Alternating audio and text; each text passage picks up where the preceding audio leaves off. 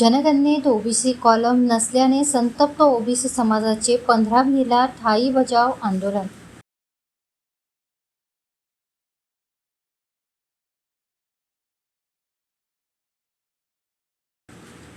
देशभरात सुरू झालेल्या जनगणना 2026 प्रक्रियेत ओबीसी समाजासाठी स्वतंत्र कॉलमचा समावेश न केल्यामुळे ओबीसी समाजात तीव्र असंतोष निर्माण झाला आहे।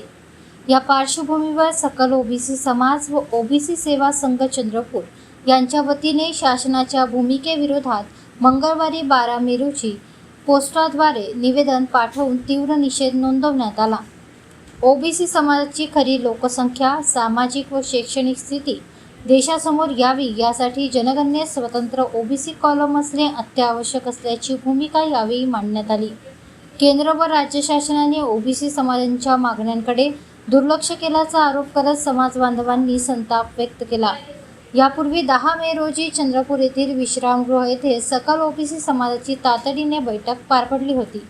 या बैठकीत आगामी आंदोलनाची दिशा ठरवण्यात आली होती। त्यानुसार आज 12 मे रोजी शासनाला पोस्टाद्वारे पत्र पाठवून ओबीसी समाजाचा असंतोष व्यक्त करण्यात आला। या आंदोलनात विविध ओबीसी संघटनांचे पदाधिकारी, कार्यकर्ते व समाज बांधव मोठ्या संख्येने सहभागी झाले होते। आंदोलनादरम्यान जनजागृती अभियान, निवेदन, मोर्चे तसेच पुढील काळात व्यापक आंदोलन उभारण्याचा निर्धार व्यक्त करण्यात आला। 15 मे रोजी सकाळी 11 वाजता जिल्हाधिकारी कार्यालय चंद्रपूर येथे धरणे देऊन ठायी बजाव आंदोलन करण्यात येणार आहे। 2026 ची जनगणना सुरू झालेली आहे आणि यामध्ये एससी आणि एसटीचा कॉलम आहे, परंतु ओबीसीचा कॉलम नाही। त्यामुळे ओबीसीची स्वतंत्र जातनिहाय जनगणनेची जी मागणी ओबीसी समाजाच्या वतीने सातत्याने करण्यात येत होती, त्या मागणीला सरकारने दुर्लक्ष केलेलं आहे आणि त्यामुळे ओबीसी समाजामध्ये असंतोष निर्माण झालेला आहे। आणि त्यामुळे शासनाला हे सांगण्यासाठी की ओबीसीची जनगणना जर केली नाही, तुम्ही ओबीसींना जर मोजलं नाही तर येणाऱ्या काळामध्ये ओबीसी सुद्धा तुम्हाला मोजणार नाही, हे सांगण्यासाठी आज सकल ओबीसी समाज व ओबीसी सेवा संघाच्या माध्यमातून आज गृहमंत्री, प्रधानमंत्री यांना निषेध पत्र पाठवलेलं आहे।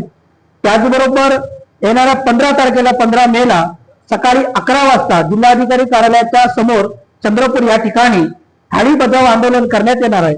आणि या आंदोलनाच्या माध्यमातून जोपर्यंत ओबीसीचा कॉलम जनगणनेमध्ये येणार नाही तोपर्यंत सातत्याने सकल ओबीसी समाजाच्या वतीने फार मोठे आंदोलन उभारण्याची तयारी या ठिकाणी सुरू केलेली आहे।